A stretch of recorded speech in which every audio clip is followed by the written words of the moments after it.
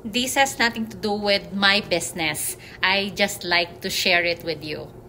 Meron daw nagtanong, I'm not sure if this is a real story or what, but I just heard it from another podcast. May nagtanong daw kay Michael Jordan, why every time that you play or every time that you are in a court, you always give your best shot.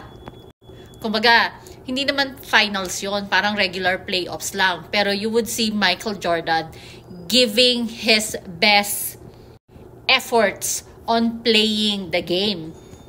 Tapos ang sagot niya, it's because I know somewhere out there, dun sa mga audience, for sure, merong mag-ama dyan or merong somebody na nag-save muna ng money para to get in here and watch me play. So, I give them the best show.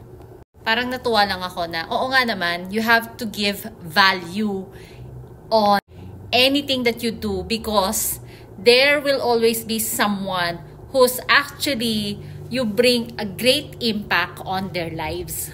Huwag mong maliitin yung ginagawa mo kasi everything that you do, it somehow impact others people's lives. Tapos meron pang isa, barista siya sa isang cafe and then her shift is opening shift, so like around maybe 5 in the morning, and then she saw this woman, parang sobrang pagod na daw, parang stress out, ganun yung itsura. So sabi niya sa sarili niya, pagagandahin ko yung araw niya kasi ako yung, early morning, right? You want somebody else sparks of joy kung ano man ang pinagdadaanan. So sabi niya, bibigyan ko to ng magandang service para maging okay naman yung pakiramdam niya. So that is what she did. She gave a best service dun sa babae na yun kasi pagod na. At the end of her shift, her manager gave her a note from this lady. Sabi nung lady dun sa note, thank you for making my day so bright.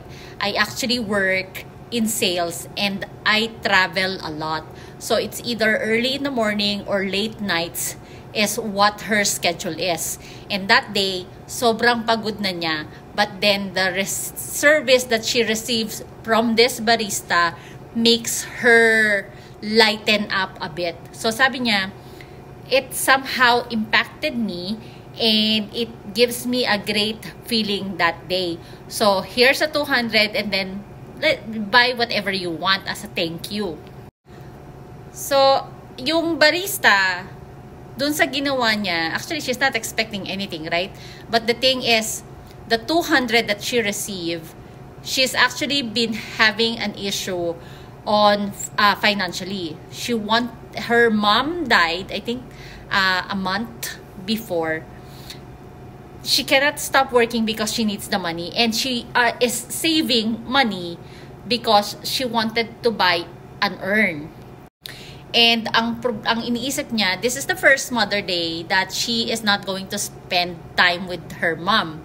But because of the 200 that she received from this lady, she would be able to buy an urn. So she could spend again another Mother's Day with her mom.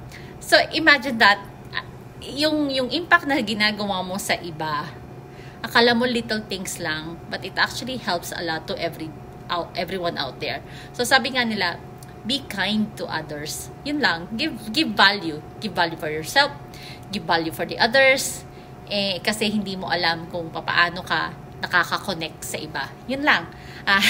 Shinare ko lang, natuwa lang ako. God bless us everyone.